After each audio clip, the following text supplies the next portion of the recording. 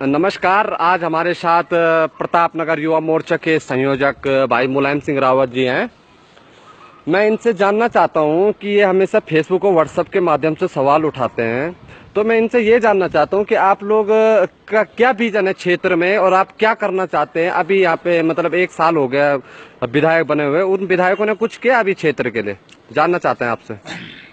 बहुत बहुत धन्यवाद। आपने सबसे पहला सवाल किया और बहुत ही कड़ा सवाल किया कि कब तक आप फेसबुक और व्हाट्सएप के माध्यम से सवाल उठाते रहोगे।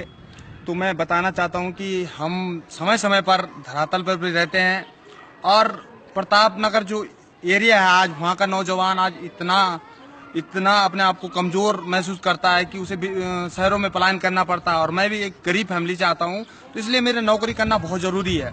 और अगर मैं नौकरी के साथ साथ जनप्रतिनिधियों को जगाने का काम कर रहा हूँ, अगर क्षेत्र के मुद्दे उठाने का काम कर रहा हूँ, तो इसमें कौन सी बुराई आप मुझे बता दो। दूसरा, 1 साल हो गया है और 1 साल के अंदर डोबरा चांटी कभी स्वीकृत हो रहा है, कभी नहीं स्वीकृत हो रहा है, कभी 1 करोड़ आ रहा है, कभी अखबारों में 73 करोड़ आ रहा है।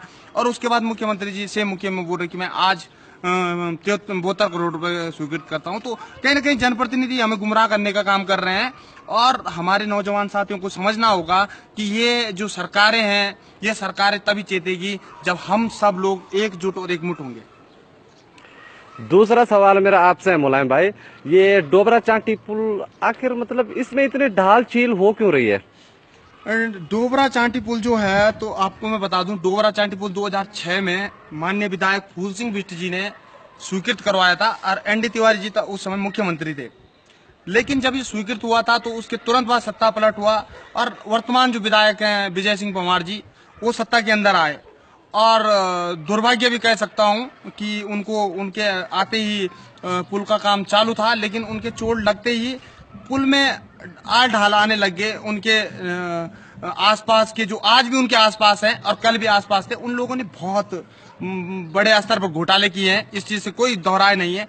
मैं मानता हूं कि विधायक जी ने नहीं किया होगा, लेकिन भाजपा के लोगों ने उस पुल में बहुत बड़ा घोटाला किया। मैं ये कहना चाहता हूं, अगर किसी को मेरी बात से ऐतराज है तो वो सीबीआई जांच के लिए प्रस्ताव दें। आज केंद्र में डबल इंजन सरकार उत्तराखंड में बनी है और उस डबल इंजन सरकार को मैं चैलेंज करता हूं, अगर आप जीरो टॉलरेंस में चलते हो तो डोबरा चांटी पर सीबीआई जांच करें, निश्चित तौर पर घोटाला है। दूसरा जो मैं कहना चाहूंगा कि 4 साल विक्रम सिंह नेगी जी ने भी डिजाइन खोजने में लगाया और इतना छोटा पुल है। मैं जब देखता हूँ गूगल सर्च मारता हूँ तो गूगल में बड़े बड़े पुल दिखते हैं और उन पुलों की जो समय सीमा होती 2 साल, 1.5 साल, 1 साल के अंदर बन जाते हैं। लेकिन माननीय विधायक जी को भी थोड़ा सा शर्म महसूस हो रही कि 4 साल आखिर मैंने पुल का डिजाइन खोजने में बिता दिया और लास्ट 1 साल में उन्होंने भी गुमराह वाली स्थिति की, आज बनेगा कल बनेगा में जो स्थिति बनाई गई सिर्फ डिजाइन तक सीमित रहे और उसके बाद 1 सालों में जो गुमराह वाली स्थिति की। तो मैं कहना चाहूंगा कहीं ना कहीं हमारे पूर्व के जनप्रतिनिधि हो क्या वर्तमान जनप्रतिनिधि हो, दोनों गुमराह कर रहे हैं। अगर वास्तव में वो पुल बनाने की इच्छा शक्ति उनके अंदर है तो श्वेत पत्र लाए और दूसरा सबसे बड़ी बात सीबीआई जांच करें। दूसरा, प्रताप नगर युवा मोर्चे की क्या भूमिका है डोबरा चांटी पुल के ऊपर? अगर प्रताप नगर के अंदर किसी भी सामाजिक संगठन ने निस्वार्थ कोई मुद्दा डोबरा चांटी का मुद्दा उठाया है तो वो संगठन है प्रताप नगर युवा मोर्चा। और प्रताप नगर युवा मोर्चा सबसे बड़ी बात है कि स्वतंत्र संगठन है, ये किसी भी नेता की कठपुतली नहीं है। प्रताप नगर युवा मोर्चा प्रताप नगर के नौजवानों की सोच है, प्रताप नगर के आम जनमानस की सोच है और प्रताप नगर के विकास की सोच है। मुलायम भाई, आप मतलब एक मसूरी में नौकरी करते हो होटल में, आप फिर भी क्षेत्र के लिए इतना सक्रिय क्यों हो? आपका क्या मतलब, आपका क्या विजन है? कोई चुनाव लड़ना है आपने? देखो, मेरा सबसे बड़ा विजन है प्रताप नगर का विकास हो। मुझे ना तो चुनाव लड़ना है, ना ठेकेदारी करनी है, ना किसी की निधि खानी है। और मैं जो भी जनप्रतिनिधि है, क्या विक्रम सिंह नेगी जी हो, वो भी बहुत सम्मानित है मेरे लिए, और क्या गुड्डू भाई हो, वो भी सम्मानित है। और ना उन्होंने मेरा खेत खा रखा, ना मैंने उनका खेत का कोई हिस्सा होगा, किस्सा होगा, इसमें लड़ाई होगी।